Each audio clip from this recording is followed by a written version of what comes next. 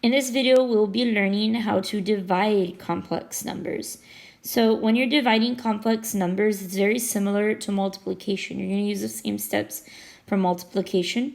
And what you're going to do is you're going to multiply the numerator and denominator by something called the conjugate of the denominator. So we're going to we're going to multiply numerator and denominator by conjugate of the denominator.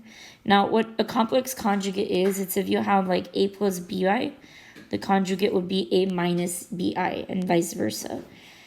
So, for example, let me do some conjugates here. If you had like 6 plus 3i, the conjugate would be 6 minus 3i. If you had 2 minus 10i, the conjugate would be 2 plus 10i. So you're basically just changing it from addition to subtraction and vice versa. The reason we use conjugates is because if you multiply something by its conjugate, it becomes real. So when you have a fraction, you can't have an imaginary part in the bottom. So for example, a way to turn something that's imaginary into real is to multiply by its conjugate. So if I were to take like the 6 plus 3i and multiply it by 6 minus 3i, let's see what happens. 6 times 6 is 36. 6 times negative 3i is negative 18i. 3i times 6 is positive 18i. And 3i times negative 3i is negative 9i squared. Here, if you notice, when we combine like terms, negative 18 plus 18 will cancel because it's 0. So I have 36 minus 9i squared. And if you remember, I squared is negative 1. So this is going to become 36 plus 9, which is equal to 45. Now, the important part that I wanted to show here, though, was the 36 plus 9. Because if you go back to the 6 and the 3i, 36 is actually 6 squared. And 9 is actually 3 squared. So you can use a shortcut when you're multiplying conjugates. So if you have like a plus bi times a minus bi, your shortcut is it's just going to end up being a squared plus b squared. But that only works if you're multiplying conjugates, and that's going to work for these division problems when you're doing the denominators. So let's go ahead and look at some problems. When we do the denominators, we'll be using that shortcut.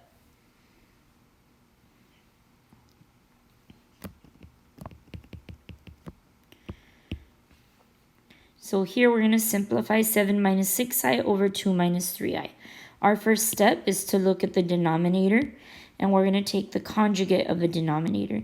So the conjugate of 2 minus 3i would be 2 plus 3i. So what I'm going to do is I'm going to multiply both the numerator and denominator by 2 plus 3i.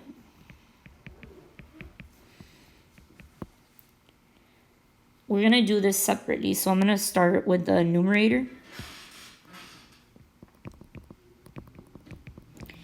And I have 7 minus 6i times 2 plus 3i. So I'm going to distribute. 7 times 2 is 14. 7 times 3i is 21i. Negative 6i times 2 is negative 12i. And negative 6i times 3i is negative 18i. Here, if I combine like terms, 21i minus 12i is 9i. Sorry, here it should be 18i squared because 6i times 3i will be 18i squared. And remember, anywhere you see an I squared, you're going to put a negative 1. So negative 18 times negative 1 actually becomes a positive 18. So here, if I combine 14 plus 18, I get 32 plus 9i. This is going to go in my solution or my answer on the numerator. So that 32 plus 9i was what I got for the numerator when I multiplied. Now we're going to do the denominator, which is going to be a little bit easier because the denominator are conjugates. So for my denominator, I'm doing 2 minus 3i times 2 plus 3i. But since they're conjugates, I can use my shortcut where we do a squared plus b squared. So I'm going to do 2 squared plus 3 squared. When you're doing the second number, never do a negative, always do a positive square. So this becomes 4 plus 9 or 13, and that goes on my denominator. And then at the end, you can just split this into two fractions. So this can be written 32 over 13 plus 9 over 13i. So now you can see the real part and the imaginary part. If you can simplify the fractions, do so, but here we can't. So we can leave our answer like this. So let's do one more example like that. So again, you look at your denominator first, and then you're taking the conjugate of your denominator. So the conjugate of 1 plus 3i would be 1 minus 3i. And I'm going to multiply both the top and the bottom by that. So let's start with our numerator. So I have negative 7 plus I times 1 minus 3i. Negative 7 times 1 is negative 7. And negative 7 times negative 3i is positive 21i.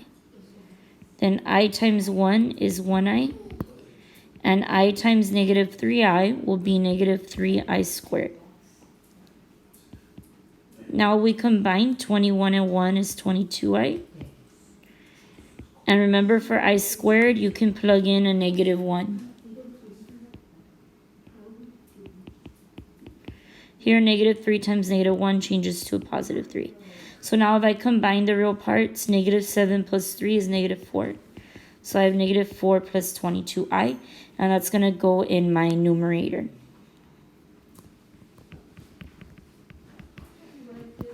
For the denominator, we're going to multiply the conjugate so we can use the shortcut.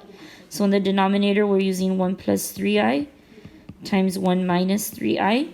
But remember, since they're conjugates, you can just do a squared plus b squared. So here we're going to do 1 squared plus 3 squared, which is 1 plus 9 or 10.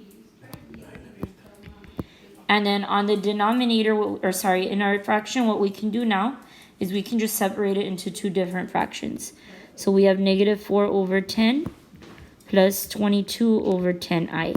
So now you can see your real part and your imaginary part. This one can be simplified. So negative 4/10 can be simplified to negative 2/5.